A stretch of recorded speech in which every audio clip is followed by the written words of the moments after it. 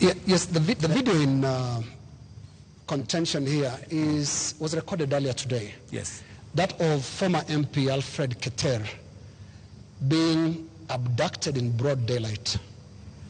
Mr. President, before you even talk about the entire incident, the children were screaming, and a sound that we believe belongs to the wife was also heard, screaming in distress. How does that make you feel? Three things.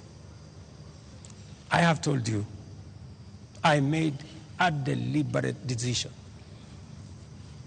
to make sure that the police operate independently. That's number one. Number two, I have told you, if the police summon Linus Kaikai, and Linus Kaikai refuses to go to the police,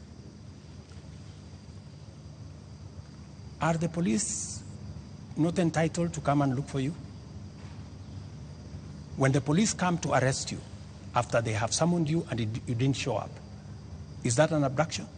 So let's have this as a confirmation. That no, I'm just asking you. Let's have this as a confirmation, Your Excellency, that Alfred Keter was summoned by police. He refused to the police have respond to issued the a summons. statement. I would suggest, instead of us having a back and forth, the police have released a statement. Can you check what the police have released, the statement? And you still not answered my question. Which the was? Wife and children screaming that way.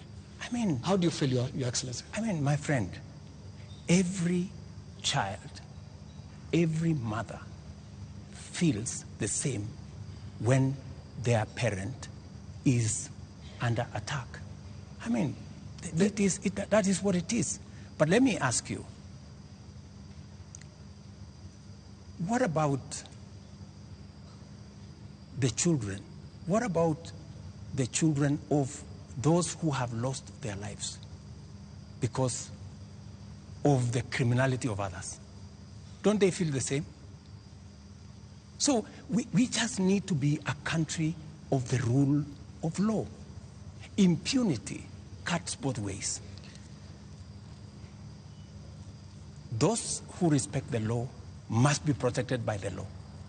Those who do not respect the law must face the full force of the law. That's how it operates. That's how we will have a society. Here is the same way, we must condemn excessive use of police powers, but we must equally deal firmly and decisively with criminals who put the lives of other Kenyans in danger, destroy property of hard-earned earnings. There are many people, Linus, in this demonstration that have lost livelihoods, that today their children are crying. Today their wives are in tears because they don't know how to face tomorrow. Mr. President, their businesses have been wiped out. Yeah. Their incomes have been destroyed. I have just told you 2.4 billion shillings worth of business has been destroyed. I hear you, and today, as I talk to you this evening, there are families who have tears. There are families who do not know how to face tomorrow. And I've asked you